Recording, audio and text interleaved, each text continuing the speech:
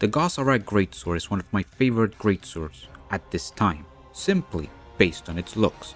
Some days ago, I made a build video for this great sword in the 2.0 version of Rise. This video showed an improved version of the build that can get the best performance out of the Goss Harag Great Sword, but unfortunately, I missed a better armor combination. Thanks to a comment from a viewer, it was brought to my attention that it was possible to make an even better build for this weapon. In this video, I will show you this revision and how important it is. I am grateful to this viewer for showing me this armor combination. The improvement is noticeable and has important effects. When it comes to Monster Hunter, I try to provide the best information that I can in order to improve all greatsword hunters, and together we are able to become much better, much faster. Let's see the build. There are two things that you must take into consideration when looking at this build. First, this build will evolve as new content is released. It is a base build. I will revisit it every time that we get an update in order to improve it. Second, this game is heavily based on the talismans that you are able to get through RNG rolling. As such, the better your talisman, the better your build. Unfortunately, we cannot control which talisman we get, so I will be doing this build with the absolute minimum requirement possible.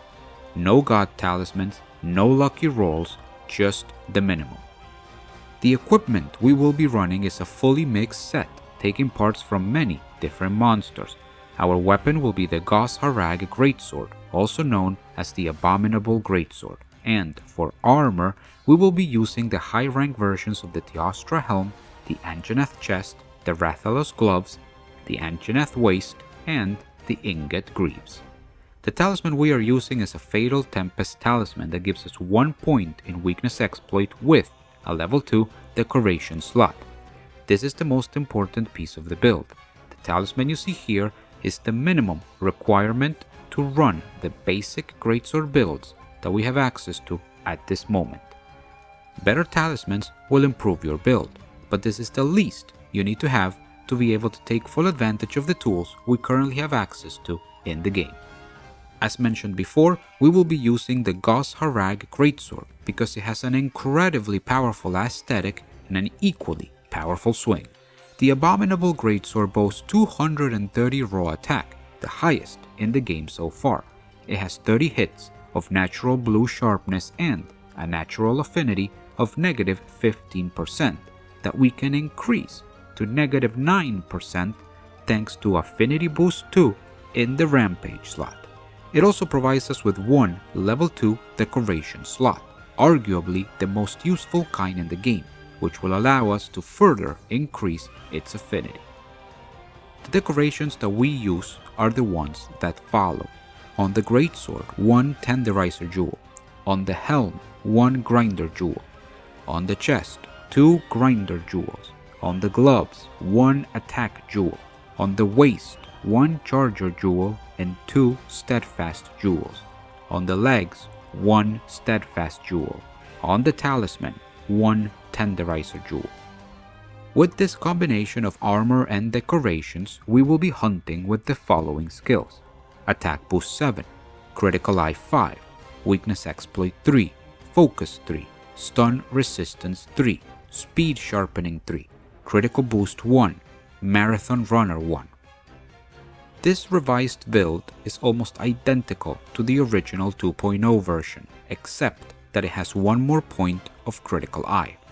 This is actually very important. With these stats, the Goss Harag Great Sword can reach a total of 66% affinity when hitting a monster's weak spot. This is considerable affinity and it has great importance. Running this build, the Goss Harag Great Sword catches up to the Tigrex Great Sword. In fact, the difference between these two is about 1%. The difference is so small that it is a statistical irrelevance, making them virtually equal. With all of this said, the build keeps the same pros and cons. It deals great amount of damage, but it is inconsistent due to the relatively low affinity.